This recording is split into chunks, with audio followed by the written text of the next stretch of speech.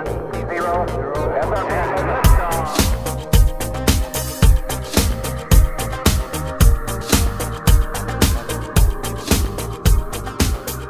Hey guys, welcome to another episode of Filter. On this show, we recognize that the world can be a confusing place to live in, and so what I seek to do on this show is to equip you to live with biblical clarity in our confusing world, so that you can face the chaos of life with wisdom, integrity, and courage. In Francis Schaeffer's classic book, Art and the Bible, he wrote, "Is the creative part of our life committed to Christ? Christ is the Lord of our whole life, and the Christian life should produce not only truth, flaming truth, but also beauty." He argued that art is important to the Christian life because it is a work of creativity and God is the creator. Moreover, since man is created in the image of God, he has the capacity to create, and that makes his works of art meaningful. My guest on today's show argues that we ought to take the works of art in film seriously and view them as opportunities to experience our Creator. His name is Richard Goodwin, and we discussed his new book, Seeing is Believing. Richard Vance Goodwin is a film expert and adjunct assistant professor of theology at Fuller Theological Seminary. If you enjoyed our conversation and you would like to get a copy of Richard's book, Seeing is Believing, just click the link in my show notes and you can get a copy there from IVP. IVP is offering my listeners 30% off through October 3rd whenever you use code FILTER at checkout. This offer is only available through October 3rd, so make sure you pick up your copy soon. And remember to use code FILTER when you check out to get 30% off. Before we jump into this episode, let me encourage you to subscribe. If you have not yet already, subscribe to Filter wherever you get your podcasts so that you can get all future episodes directly on your homepage. Also, subscribe to our email list so that anytime we release a new episode or have a new article that comes out, you can get that in your inbox whenever it comes out. Also, if you are helped by this episode or any of our content, it would greatly help us if you would leave the show a rating and review or share the show with your friends. Leave Filter a 5-star rating on Spotify and Apple Podcasts, and also write a review on Apple Podcasts. Whenever you take these simple steps, it greatly helps us to get the message of biblical clarity out to more people. Well, without any further delay, let's jump into this conversation that I got to have with Richard Goodwin. Richard, welcome to the podcast. Kia ora, greetings from New Zealand. It's good to be here, Aaron. Well, glad to have you with us all the way from New Zealand. You know, whenever I was preparing for this and looking at the time differences and seeing how far you were ahead of me. So for our listeners, we're recording this on, for me, it is about 4 p.m. on a Thursday. For you, it's around 9 a.m. on Friday. And so... Yeah, and so this is my first time interviewing someone in the future. Yeah, no, the future's okay. It's okay, people. You can chill out. It's all right. For everything's good so far. Yeah. Okay. Yeah. Yeah. But great to talk to you. I think you are. We've had some overseas guests on the show, but you're our first from New Zealand. So it's great to have you here. You know, I don't know very much about New Zealand other than what I've seen in The Lord of the Rings and Flight of the Conchords. Yeah. But tell us a little bit about yourself. Yeah, and, sure. Yeah. So I am from New Zealand and live in a place called Cambridge, which is, speaking of Lord of the Rings, is Shire country. So if you go about 30 minutes from here, for those that are watching on video, that direction, then you end up there's a movie set where the Shire movie set there, and you can go visit it. And so a lot of the Lord of the Rings nerds from around the world come here and go visit that as a bit of a pilgrimage. So the land that I'm in, the territory, is very it's the rolling green hills that you associate with Frodo and Bilbo Baggins. And I grew up here, and then I'm married to Hilly. She herself is from the US. But we married here and live here, obviously. Have 2 boys, 5 and 10. We did live in Pasadena in California for a few years, and there I was studying at Fuller Seminary. That was a master's degree. I did a doctorate through Otago University, which is a New Zealand university in theology and movies. And I both adjunct professor at Fuller Seminary, teaching online, and my main gig is academic director at Pathways College of Bible and Mission here in New Zealand. Great. And so your expertise, your advanced degrees are in theology and movies. So you are a scholar in the intersection between theology, but then, film criticism and art. And so what drew you to put your career in that direction and to make this your thing? Yeah, I think I've always been interested in the intersection between faith and culture. And if I imagine my sort of theological interests as Russian dolls, then you have, the big doll is faith and culture. Mm-hmm. And then inside that you've got faith and arts, and inside that you've got faith in film, or faith in pop culture maybe, and then inside that faith in film. And so that really just comes from my experience of being a contemporary believer living in the Western world, where we are living and breathing pop culture, and we sort of have our feet very much in that world, but at the same time we're called to follow Christ, and that creates sorts of like tensions and questions, and for me that's just always been an interesting, compelling space. And I think specifically for me, when I was at college and undergrad, I was studying film studies or media studies, and was watching a lot of movies. I was required to watch a lot of movies that were edgy and classic films, festival films, foreign films, and they were fascinating. They were often movies that weren't particularly sanitary. And growing up in sort of youth group, I'd heard we should basically, when it comes to talking about media, we should just be consuming this and not consuming that. This is what's okay and what's not.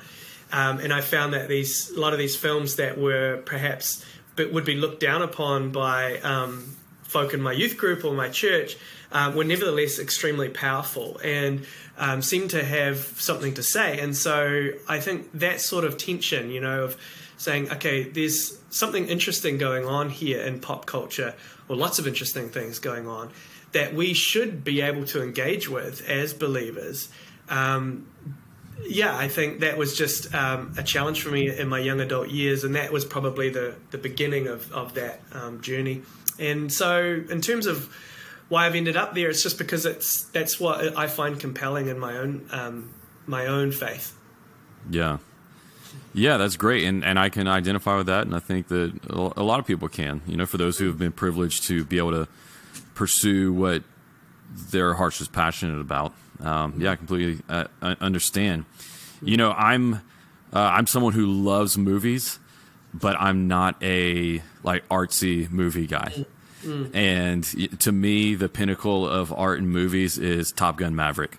I haven't seen it yet, but everyone tells me it's great.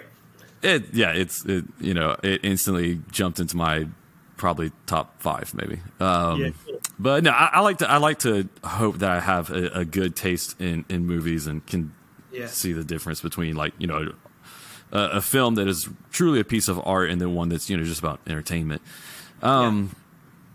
But still, I'm not the best film critic out there, and so in your book, what you're writing about the revelation of God in film.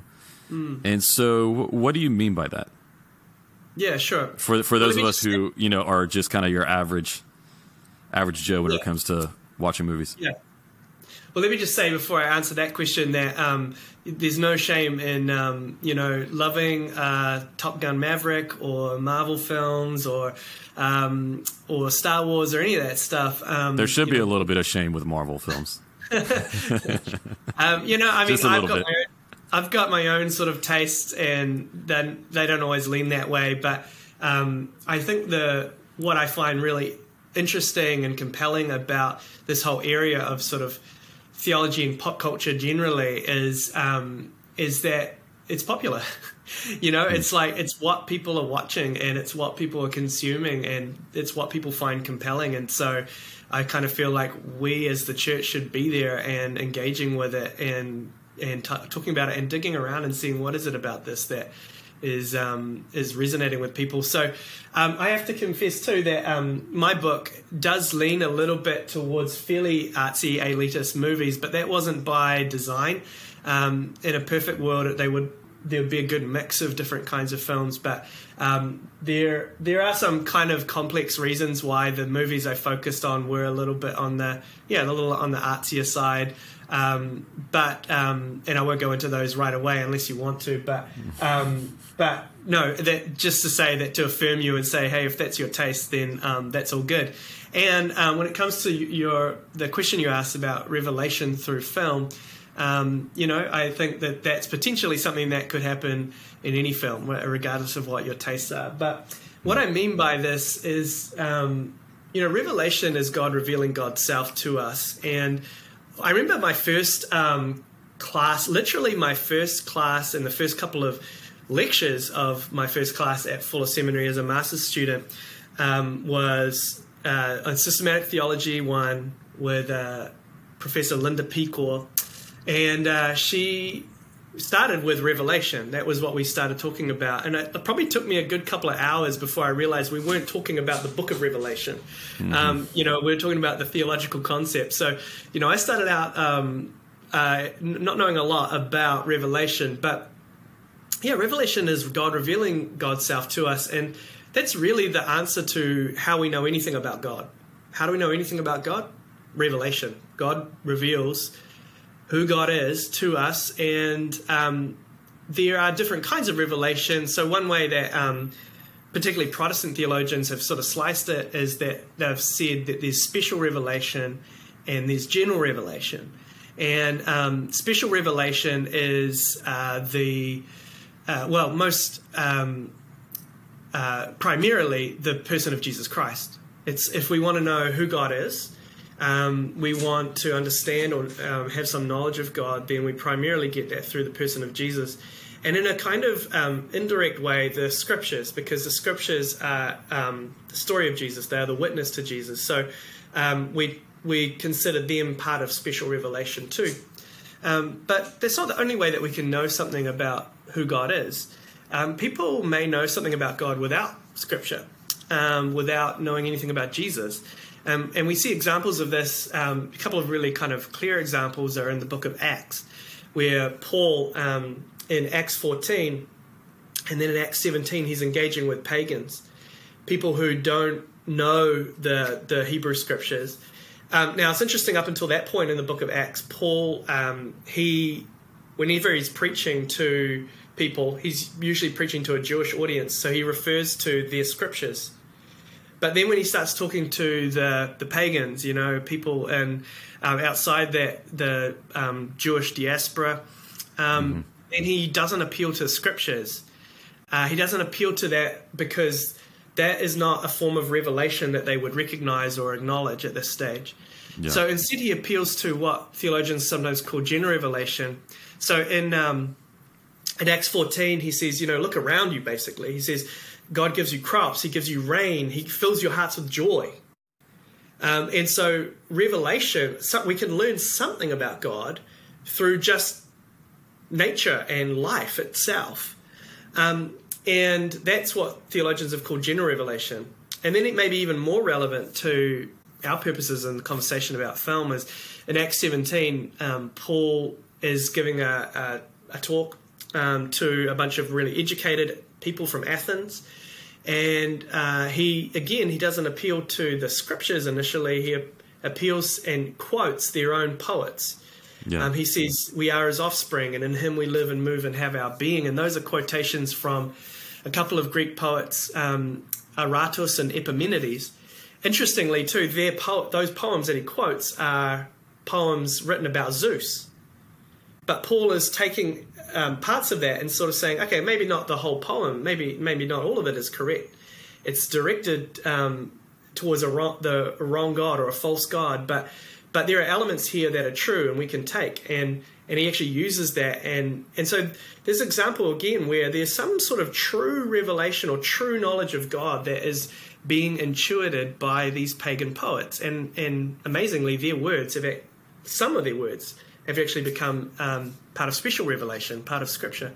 So that's particularly relevant because when it comes to film, I'm arguing, and I'm not the first to argue this, I'm following very much in the footsteps of Rob Johnston from Fuller, who has argued, that we can experience revelation, we can learn something about who God is. God may be present in some special way to us through movies. Mm-hmm. Because we look at movies in the same way that Paul used the art of those Greeks at the time. Yeah, he took their poetry, which would be an art form, and so we consider the visual arts, just like music, and among the visual arts, the moving images, so film, as an art form that can be used to show something about God. Yeah, and more generally, it's that the Spirit of God can use anything. We see in the book of Numbers, God speaks through a donkey. Karl Barth, famous theologian, said, God can speak through a dead dog if he wants to. And he's primarily sought to speak through the person of Jesus Christ, but then there are these other ways that God speaks, and rather than putting God in a box and sort of saying, unless it's from the Bible, then there's nothing to learn here about God, or any knowledge that someone claims to have about God is invalid. Instead, we can be open to the possibility that people might infer and intuit truth from these sort of quote-unquote sort of secular sources, because the Spirit of God can be revealing through any of these things, including movies. Yeah. So if someone were listening to what you're saying and they were somewhat skeptical, they said, I understand your reference to Paul's use of a Greek poem, but we know that the portion of that poem was true because Paul quoted it, and now we have it in special revelation. And so if they said to you, how can we watch movies, whether they be an art film or a Marvel movie, and know what pieces of it are telling us something that is true? Yeah, I guess there's a couple of things I want to say there. One is that we need discernment. And Paul obviously showed discernment. He was obviously open to the possibility that God might reveal something to him through, or speak some kind of truth through these secular poems, if you like, or pagan poems. But he had to discern, and there were things that he would take away and from it and say that's good and true, and other things that he would say I don't agree with that. And so I think we are engaged in the same activity all the time.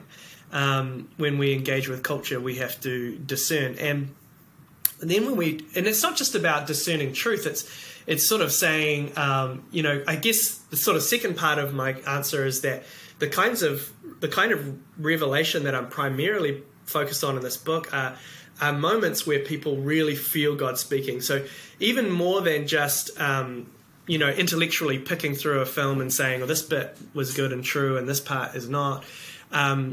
Actually, these moments where we feel arrested, we feel captivated, we feel somehow moved, and it's another word might be transcendence, an experience of kind of transcendence.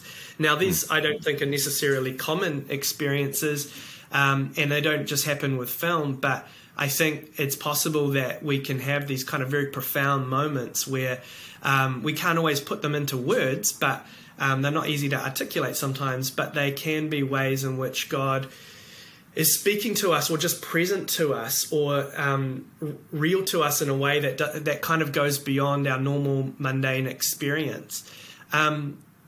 But to return to your question about discernment, it is something I address in my book, and it's an important part because we are, when we're looking through culture and sifting through movies and whatever other aspects of culture we want to talk about, we do have to exercise a lot of discernment. And a key part of that discernment is the special revelation of Scripture.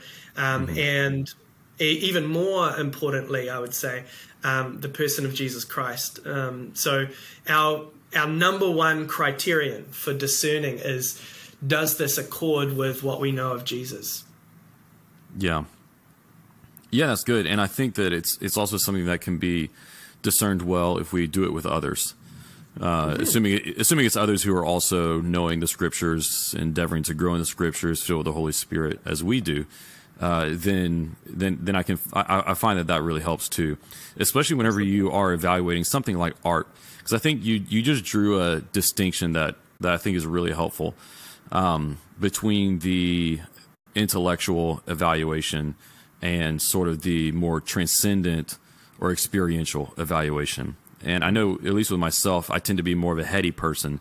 It helps me to discern and untangle that emotional evaluation in conversation with others.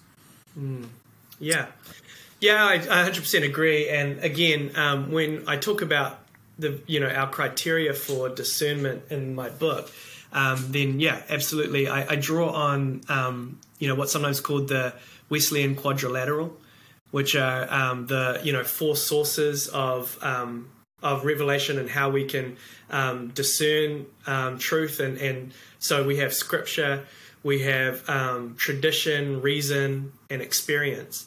And I'd say tradition, I think I should know this off the top of my head, but I think from memory, I include an amended version of this Wesleyan quadrilateral that's and it was from Rob Johnson, who I mentioned earlier, and I think that includes community in that. But certainly something like tradition is part of our community, both historically and the people that we're gathered in our churches and so on. So yeah, I agree with you.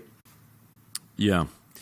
And so once again, to circle back to that point that I thought was really good, because whenever I'm thinking of evaluating the revelation of God in a movie, and we talked about this before we started recording, so my thing is apologetics, and so I'm much more.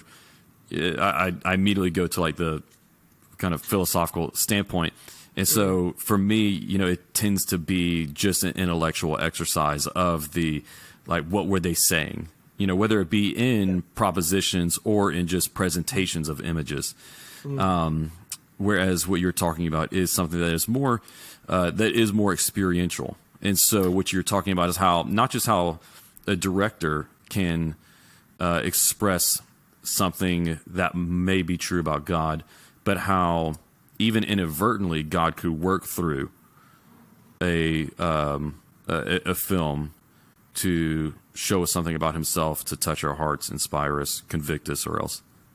Exactly. Yeah, you're hitting the nail on the head there, because generally when theologians and even, pastors, preachers and so on, when they want to engage with movies, they tend to go at it in a kind of a propositional way, looking at the plot and what the message is, if you like.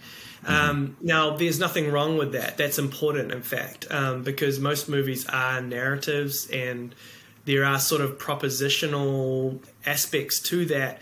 So movies do express, often express a worldview, although, often people might interpret that all differently. But, so there's a lot of value in that. But I did feel like it's a little bit one-sided, because for anyone who's ever sat in a cinema or even in our lounge watching a movie and it has resonated and spoken to you in a way that seems to go beyond just ordinary experience, and you might even start reaching for kind of religious, spiritual, theological language to describe it, and that I would say could be moments where moments of revelation where God is speaking to you, then just boiling that down to a message or a moral doesn't really do it justice, because often what it is that really it makes those experiences powerful is that the affective or the emotional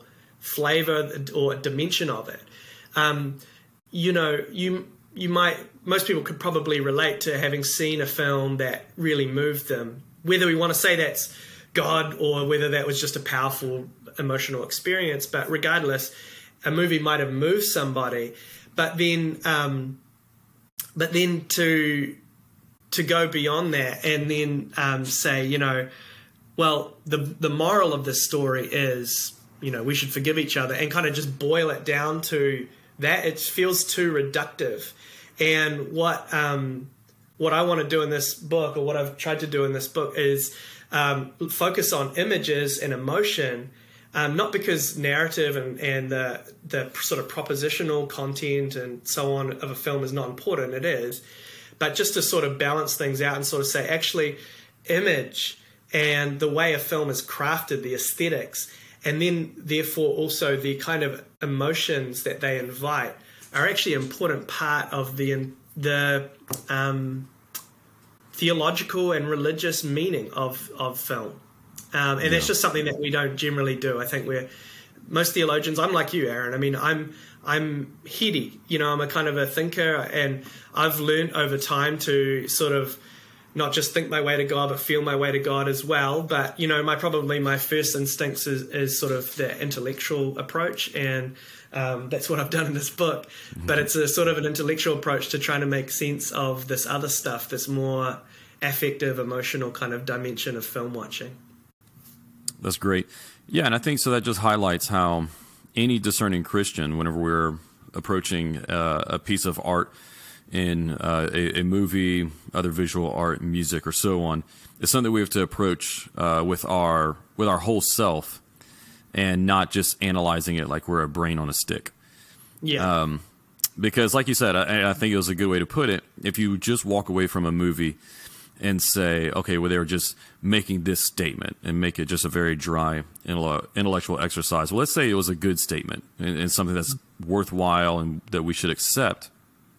Well, then, if that's all it's about, then it makes the art really, art as art, redundant and unnecessary, if that's all that it was about. But art is taking, ideally, what is true and good, and then adding in the beauty. And so it makes what is true and good in those intellectual propositions become something that speak to our whole person, because God made us with reason in minds, but he also made us with hearts and with imagination. I think that's why the apologetics and work of C.S. Lewis is so popular. He was, some people called him the romantic rationalist. Yeah, exactly. He described himself as a romantic theologian, which is, he said, is being thinking theologically about romance, but not romance in the sense of like falling in love necessarily, but about feeling and tapping into feeling. And I think, it is really important. There's a literary critic called Clint Brooks who described, boiling a piece of art or literature or whatever it is down to just sort of a moral or message is that the heresy of paraphrase. That when it comes to art, when we paraphrase it, when we boil it down to just sort of a statement or a moral, that we haven't done it justice. And he called it, heresy. It's like we haven't really done it justice. And so, I think that kind of impulse, which I think is quite common amongst Christian people in Christian engagement with film, that impulse to just sort of reduce things down to a message and a worldview, I think is potentially flirting with that heresy of paraphrase. And I think a better posture. So I think some people, their posture towards a movie, some believers, is to sort of hyperanalyze it. So they kind of go in and sort of constantly thinking, what is the worldview expressed here and what are the values and so on and so on. Those are all valuable questions, but I think if as much as possible, if we can go into a film with our guard down to some extent, I mean, responsibly, I think there's some discernment required, but we can responsibly let our guard down. Just like we're, entering into a conversation and just being willing to listen and watch and just receive the film on its own terms and experience it. And then, maybe after the fact, we might dissect it a bit more. But I think, first of all, we just kind of enter into it and experience it. I think that's kind of the ideal posture to take towards watching a movie. Yeah, that's excellent and really helpful. Because, we can go into it in one way or the other. We can go into it overly on guard and over analyzing it and missing out on the experience of the art. On the other hand, we can go into it with our guard completely down and just wanting to be mindlessly entertained. And I think sometimes there's within, like you said, within reason, there's times to be just entertained. Nothing wrong with that. Totally. But once again, there's times whenever we could step into something to be entertained with our guard too down, to where we kind of, especially in our culture today, end up absorbing, more vulgarity and brutishness than we ought. Yeah. It doesn't have to be an either or. It's we're not turning off our brains. But we want to. I think you mentioned, bringing our whole self to what we're doing, and I think that's what I'm talking about too. Yeah. Why do you think that it is that that we seem to have many Christians today who struggle to appreciate art as art, or see it as something that we can enjoy as a part of our discipleship and Christian life? Yeah. There are obviously all sorts of different flavors of Christian, and so there are plenty of believers out there who are fully engaged with the arts and popular culture and that kind of thing, and there are some who maybe need to dial that back. I don't know, but for those that have been reticent to do so, I think it sometimes comes from kind of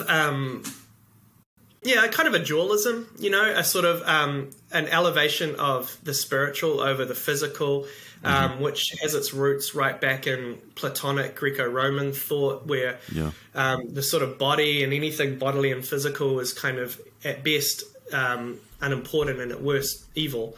And then the elevation of anything spiritual. And so we can end up, that sort of thinking kind of has woven its way throughout Christian thought through the last couple of millennia at different times, but I don't think it's really biblical. I don't think it's a Hebrew or a scriptural way of thinking about reality, where God created everything and created it and pronounced it all very good. But there's a temptation to slice up life into things that are spiritual and therefore important, and things that are unspiritual or physical and therefore unimportant, or even bad in some way. They're maybe a distraction or sinful. And so there are some people that have elements, it might be subtle, but there are elements of that in their thinking that maybe lead them away from wanting to engage with the arts. And that also that, you mentioned that phrase of brain on a stick. And I suppose I really like that. I think it's a good phrase. Jamie Smith, or James K. Smith as he's often known, has termed this very similar idea. The bubble. Oh, right. Yeah, I don't want to take credit. That's from James Smith. Well, I was just going to say, Jamie Smith has talked about the bobblehead view of, which is the same idea, basically a brain on a stick. And so I think when we think of, Christian living and discipleship as primarily just this intellectual thing, and that God really doesn't care about the body, it's just about the brain, then, we might not think that something engaging with the arts, engaging with movies has any real value. It's just a distraction from the real business. But I don't think that that's true. So, yeah. Yeah, and I think that there's certainly some exceptions to this in certain different denominations and maybe some more historic churches.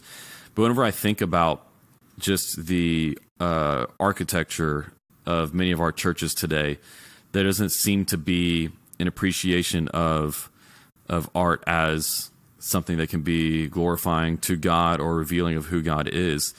So I think even in our churches and discipleship and in our worship, we don't have art as something presented to people to contribute to their experience of worshiping God. We have bare kind of, they look like, auditoriums, with nothing against that. Yeah. Versus the place that art had in the more historic traditions of Christianity. Yeah. Yeah. Go ahead. Sorry. Yeah. I was just thinking of in the Reformation, whenever different streams, not all of them, but different streams of the Reformation sort of overreacted to the iconography. Did I say that right? Yeah, you got it.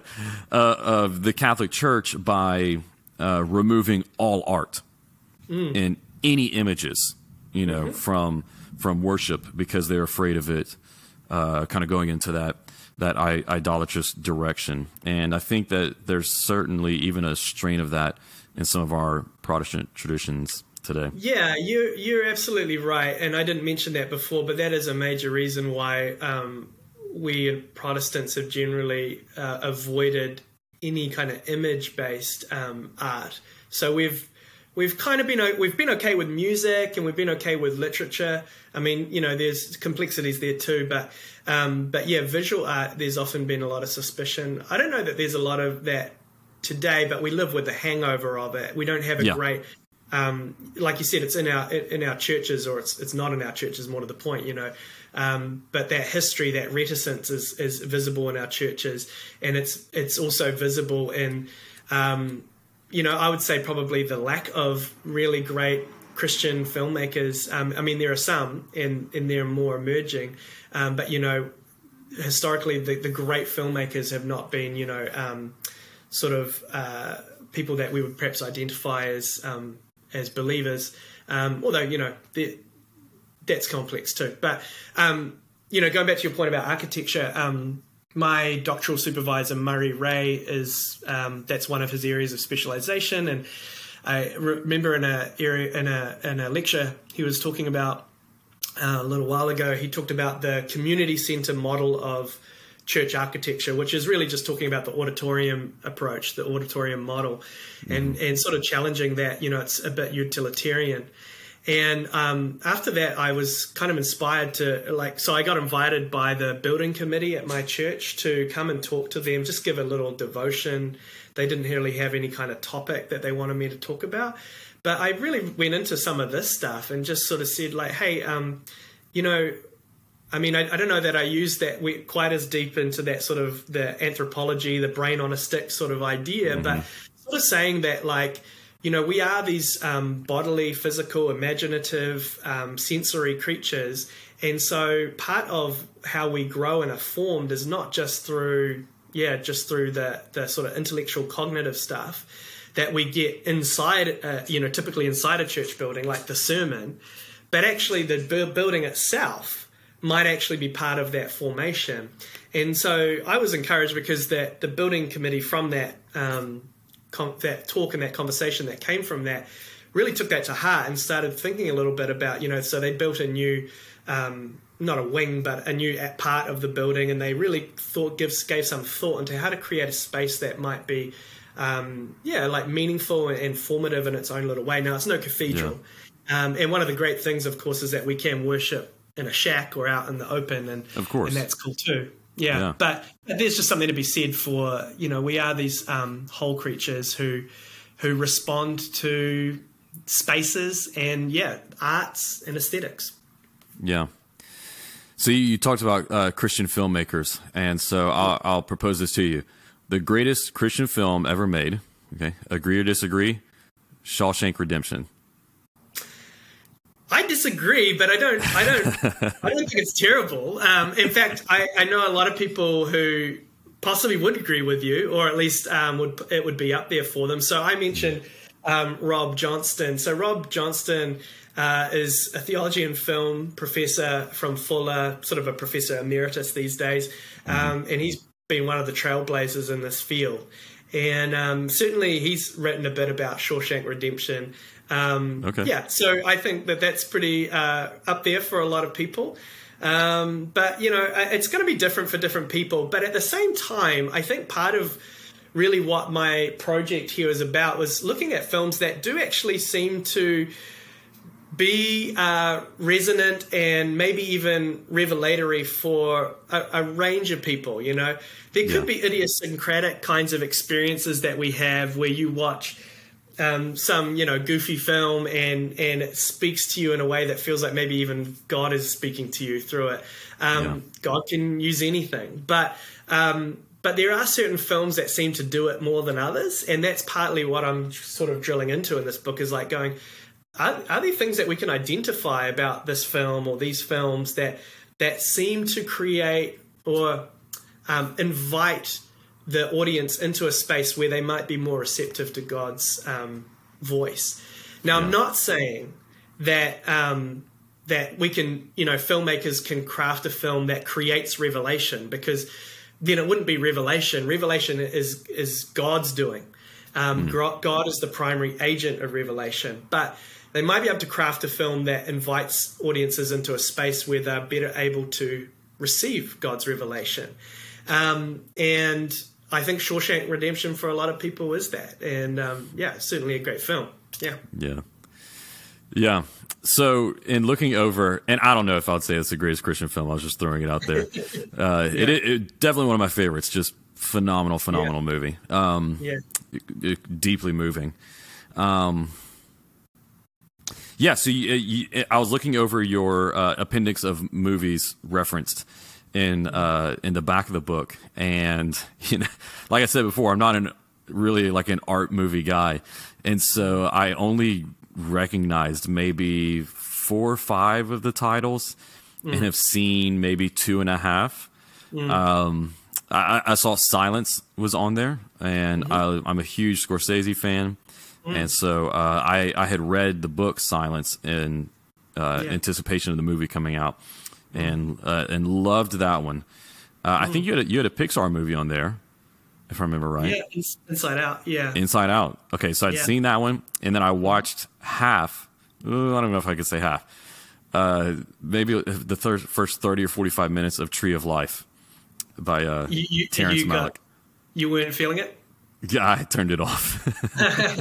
Well, check it out, man. If I just tilt my camera, you can see that I've got the Tree of Life poster in my background on my wall. I could only handle so much whispering, and then whenever he went into the 20-minute montage of just like shots of outer space, I had to turn it off. I was like, I am not following this at all. That the most recent one, I think it was most recent, A Hidden Life. Yeah, that one I loved, which surprised me, because after that I thought Terrence Malick just wasn't for me. I loved A Hidden Life. Thought that one was great. A lot of whispering again. He's got a thing with just wanting you to turn the sound all the way up. Yeah, he's definitely got a style. I saw the Tree of Life when I was living in Pasadena, and it was at this sort of second run theater, $2 showing sort of cinema, and about 20 minutes in, like you, a bunch of people just walked out, and I was sitting there just enthralled. To me, it was one of these films. It was one of these films that kind of had this, it's each to their own. And so take Tree of Life, because what I wanted to get to was sharing and using those movies. Giving us examples of what you're talking about, and wanting to get across in the book of experiencing the revelation of God in film. So if Tree of Life was one of those for you, share with us some examples of what you're wanting to help communicate through the book. Yeah, so I take a few films, and by the way, when I mention the Pixar example, anytime I mention a film, I've put it in the appendix, so it doesn't mean I've gone into depth on it. So I didn't go in depth on Inside Out, although one of my friends, Cutter Calloway, who's also from Fuller and an expert in this area, he's written a bit about Inside Out. So his book, Scoring Transcendence. Apologies, Cutter, I'm kind of getting things garbled here. His book, Scoring Transcendence, he talks at length and dissects a bit the film Up, a Pixar film, and I love that because I love that one. Yeah, and I love Pixar films, and I love that he's being able to take really popular movies and come at them theologically, and I intended to do more of that in this project. Like I mentioned earlier, there were some kind of complicated reasons why that didn't end up happening so much, but and maybe I'll come to that in a moment. It's probably worth mentioning, but when it comes to a film like Tree of Life, so the films that I mostly focus on are in one chapter, a Danish film called Oad, and a kind of a sort of a quasi remake of it called Silent Light. And then 2001, A Space Odyssey, and then Magnolia. But I also do a bit on Tree of Life and a few other films. And what I'm trying to convey, I'm trying to zero in on particular visual aspects of those films and talk about how they might be evoking or inviting certain kinds of emotional responses that draw our attention to aspects of reality where God is speaking. So in Silent Light and Oad, I talk about the way that the films use light, and that how light in those films elicits a feeling of wonder. And wonder is something that opens us up and has us contemplating higher orders of reality. Is there a God out there? That kind of thing. When I look at 2001, I look at what's the fancy term is mise en scène, but it is how an image is composed, basically, and how the director, Stanley Kubrick, uses planets and human bodies in the frame to create a sense of awe. And then I talk a little bit about how awe, what theologians have said about awe, and what psychologists have said about awe, and how awe also invites us into a space that we might be more open to the possibility of God or the reality of God. And then finally with Magnolia, I talk about its editing and how the filmmaker P.T. Anderson uses disparate storylines and weaves them together with all sorts of creative editing to create a sense that of human connection and human oneness or connectedness, and how we may, as an audience, even feel like a part of that connectedness. And that our connectedness as humans is a reflection of the Trinitarian nature of God, that God is a community within the Godhead. So, yeah, I'm trying to draw connections between how films are crafted visually and how that might contribute to an experience of God, or invite audiences into a space where they might be able to experience God a little more. So that's the kind of thing I'm doing. And Tree of Life, I think, just does it in a lot of different ways. So I use Tree of Life without going into a lot of depth. I use it, for example, in my conclusion as a way of sort of showing how, a film can do this in a lot of different ways. But, it's not for everyone. Everyone has their tastes, and what resonates and what God might use to speak to somebody is going to vary. And there are some people for whom Tree of Life does it, and there are some people for whom it's Shawshank Redemption, and there's some people for whom it might be, it could be a Marvel film. It could be any of these things, but I have my own kind of taste. Now, I'm not as snobby as I probably am sounding. I kind of appreciate some of the more artsy stuff, but I also right on board with a lot of mainstream things. Mm-hmm. There's a reason why not much of that made it into this book.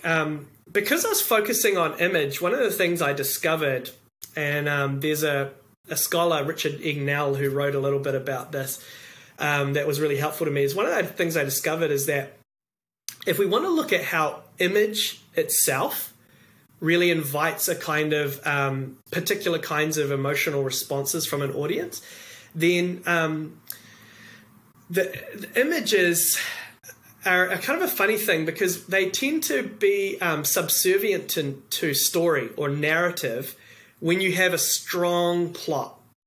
And most mainstream cinema, most Hollywood films have a very strong kind of plot. Mm-hmm. And that means that the role that image plays is often kind of secondary. It serves the plot. But in a movie like Tree of Life, plot is pretty minimal and sparse, and you're not even necessarily sure what's going on some of the time. And that kind of allows images to come to the fore, and we engage with images differently and more in a more contemplative kind of way in those kind of films. So so that's I went in hoping that I'd have a range of like very popular and mainstream films and artsy films, but as I explored it, I found that the films that really lean on image to do a lot of the emotional heavy lifting are often the kind of those sort of elitist kind of films. So I would love somebody to do something like kind of write a book that's kind of like mine, but like focusing on like really mainstream kind of cinema. Mm-hmm. But I just found that was a bit of a challenge. Yeah. Wow. Okay. Well, I think you just perfectly explained why I've always had a hard time really enjoying some of the more artsy films, particularly like Terrence Malick, and maybe why I enjoyed A Hidden Life more than The Tree of Life, because A Hidden Life, even though there wasn't a lot of narrative, there was somewhat of I guess a stronger storyline with you waiting for the decision that I can't remember the main character's name, that the protagonist was going to have to make. Another one that I think of is, and this would be for sure one of my all-time favorite movies, would be Christopher Nolan's Dunkirk. And a movie which, you know, in my opinion, though I don't think you want to call it an art film, was one of the most beautiful movies I feel like I ever watched. Not extremely narrative-driven, but does have a very strong storyline that is kind of moving. Moving the movie along. Absolutely. Yeah. I think, I mean, narrative is powerful. Narrative is important. Narrative also lends itself to analysis and theological analysis. But yeah, and that probably the diet of film that most of us consume, myself included, primarily narrative-driven sorts of films. But there are films that are less interested in telling a strong or coherent or very, like a very, I don't know, a narrative-driven kind of film, and are trying to do stuff that's a bit more aesthetic. And it was just easier in a way to analyze the visual elements of those films and the effect of those in those kind of, less narrative-driven films. But certainly that's a big part of taste. And that's probably... that could be one of the major differences between what we might call art film and mainstream cinema, because some art films very narrative driven, but they often are either less narrative driven or they mess with our kind of narrative expectations.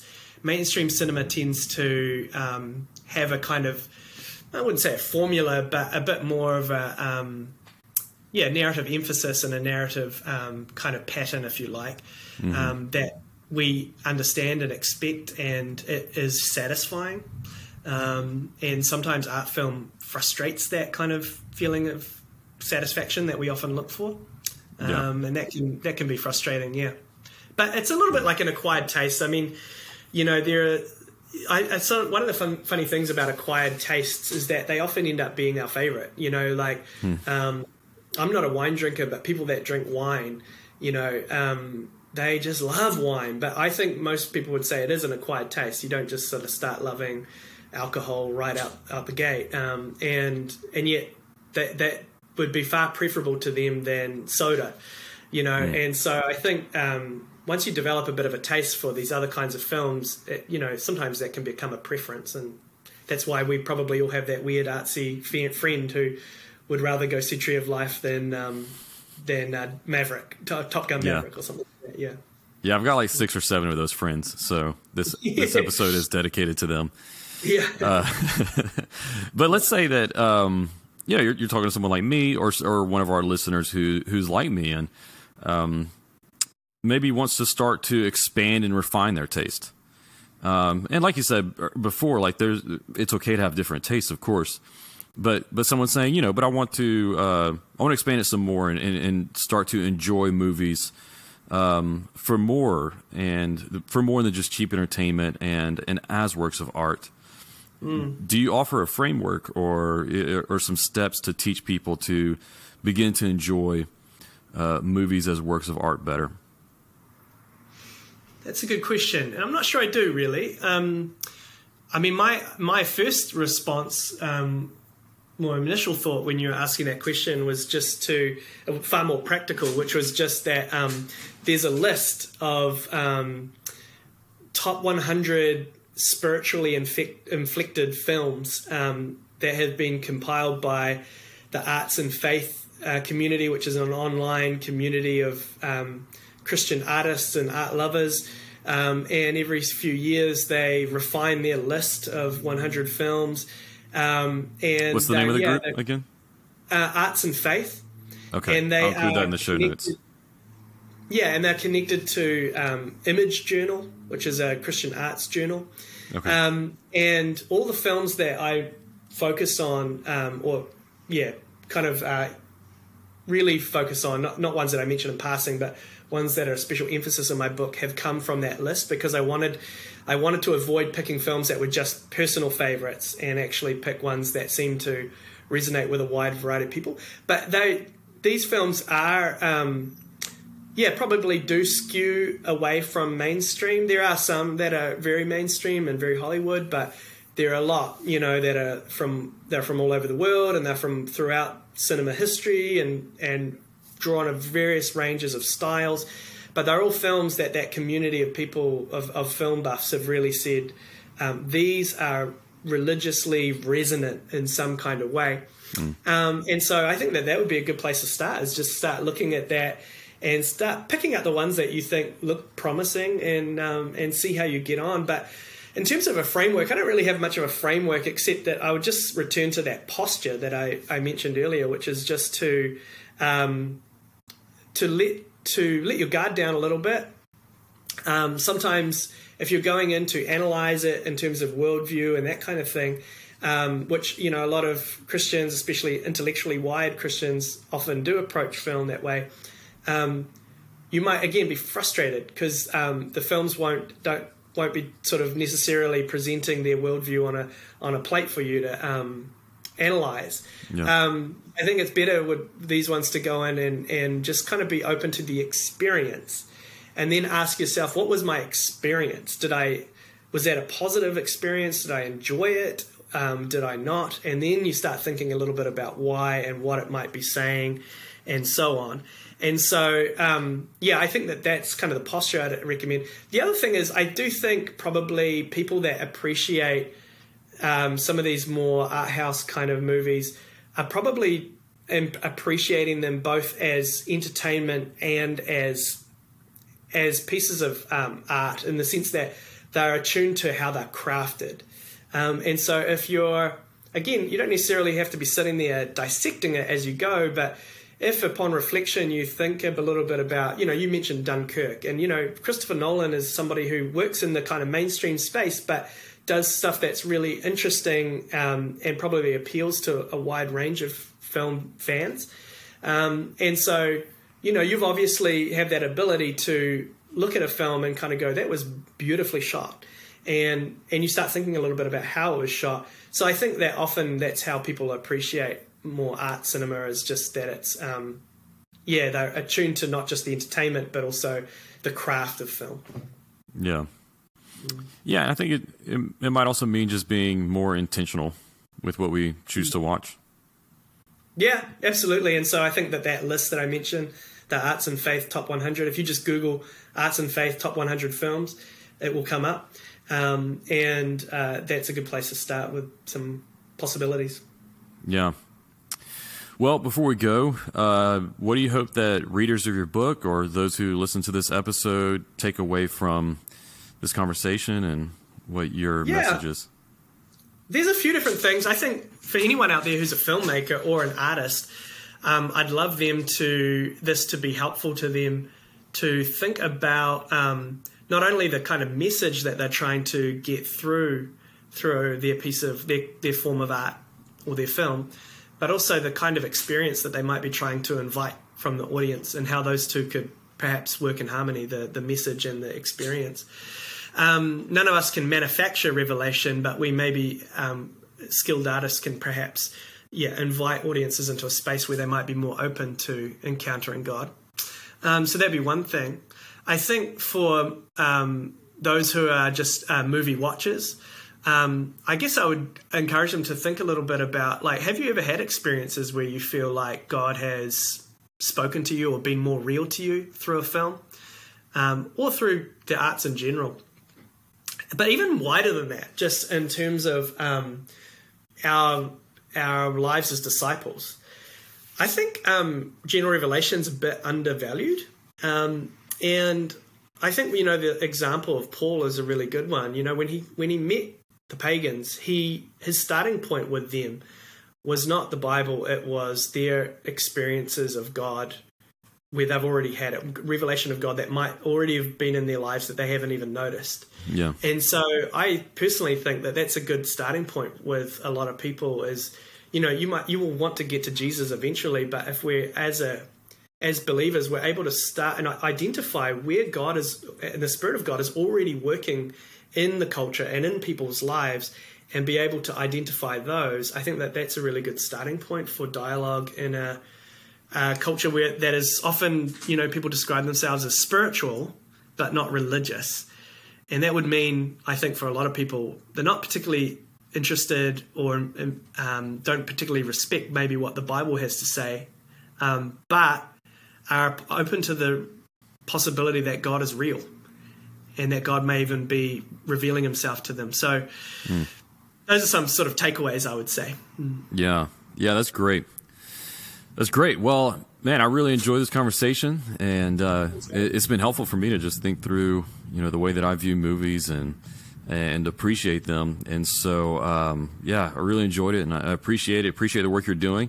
The book we talked about today is called Seeing is Believing. For those of you guys who are interested in it, I'll have it linked in the show notes so you can go and pick up your copy and read it, share with friends, and tell others about it.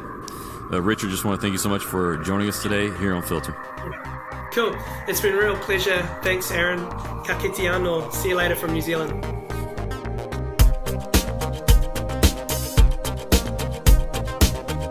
Thanks for listening. I hope this episode provided you with biblical clarity to live with confidence in our confusing world.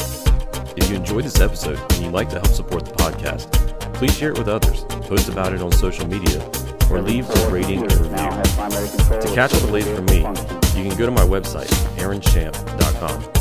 While you're there, subscribe to my newsletter so that you can be updated anytime I share new content. You can also follow me on Facebook, Instagram, and Twitter at Aaron M. Champ. Thanks again, and I'll see you next time. Until then, hold fast.